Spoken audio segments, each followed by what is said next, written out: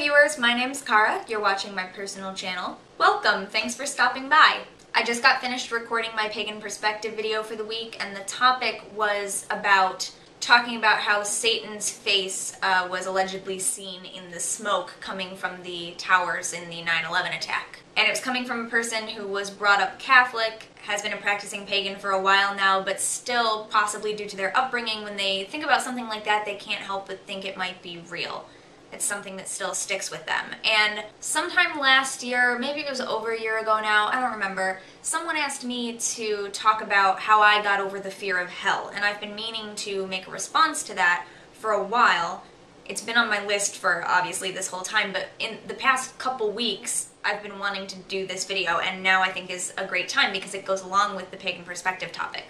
I didn't save the person's username who asked me this. I didn't save their message. I had responded to them originally, but wanted to do a video about it as well. So I don't remember exactly what I told them, word for word, although I could probably find it if I went back far enough in my YouTube messages, but I don't feel like searching for it. Basically, it was just that same sort of thing. They were raised as a Christian of some sort, and were starting to get into paganism, but the thing that they really couldn't shake was this fear of, what if I go to hell, what if I'm wrong, things like that. And so I, having also been brought up Catholic, and then I've been a practicing pagan for over a decade now, they just sort of wanted to get my opinion on how I got over that fear. And it's really, and I'm sorry to say that if you're also struggling and you wanted me to be able to tell you, step by step, this is what you need to do, this is what you need to read, this is what you need to think in order to get over that fear of hell, I'm not going to be very helpful, because my answer was essentially, I never had it. And that's part of why I knew that that was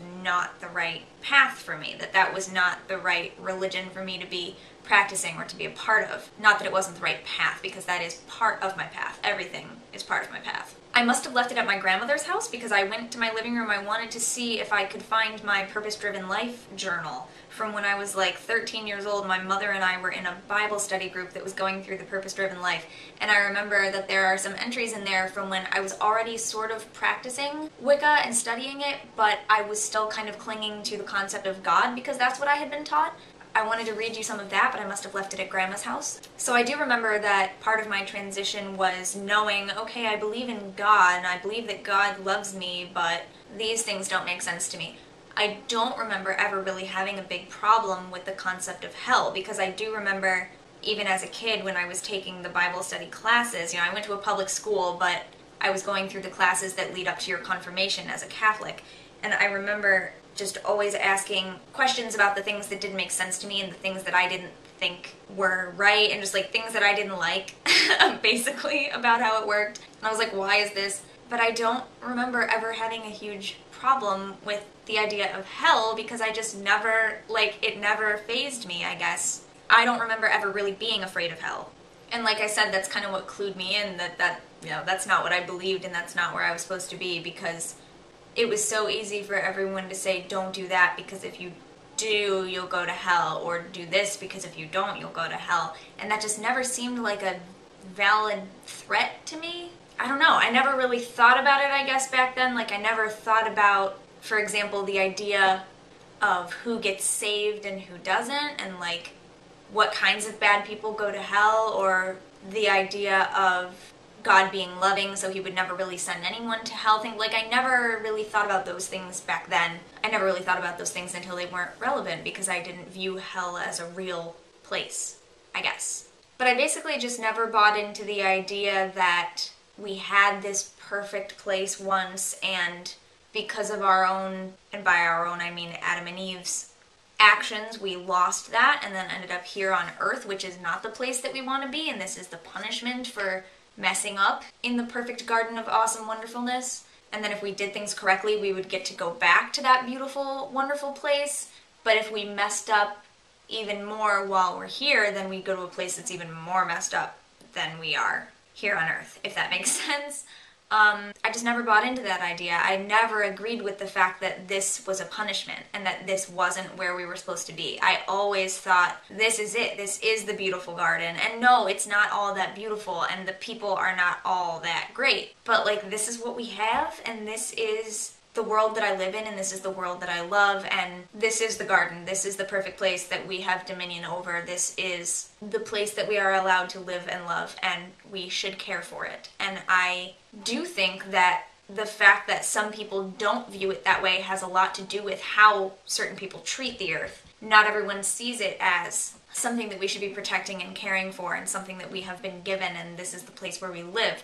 I think some people do think of it as a place where we don't want to be, and so they don't really care as much about it. That whole idea kind of really told me that this is where I should be, and not that the spiritual path that I'm currently on is definitely more for me. So I'm really sorry, I don't really know what to tell you if that's something that you are struggling with, because I don't remember doing so. I don't think I ever had that. If anything, I remember, like I said, I was still clinging to the idea of God, and I know that God loves me, so if anything, I think that I thought for a while, maybe he'll be disappointed in me if I'm doing something wrong, but I so quickly developed the idea that what I was doing and what I believed wasn't wrong. It was just different, and the way I had been raised was wrong for me, that I pretty quickly got over that. And I still do worship God, and I still talk to God. He just looks a lot different, and he has some different names, and he's not a single parent.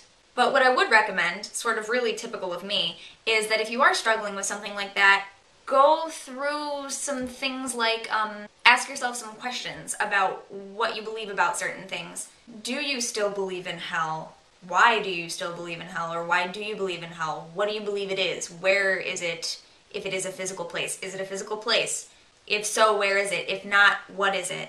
In my Pagan Perspective video, I referenced The Last Days of Judas Iscariot, which is a play that I got a chance to perform in a production of my senior year of college.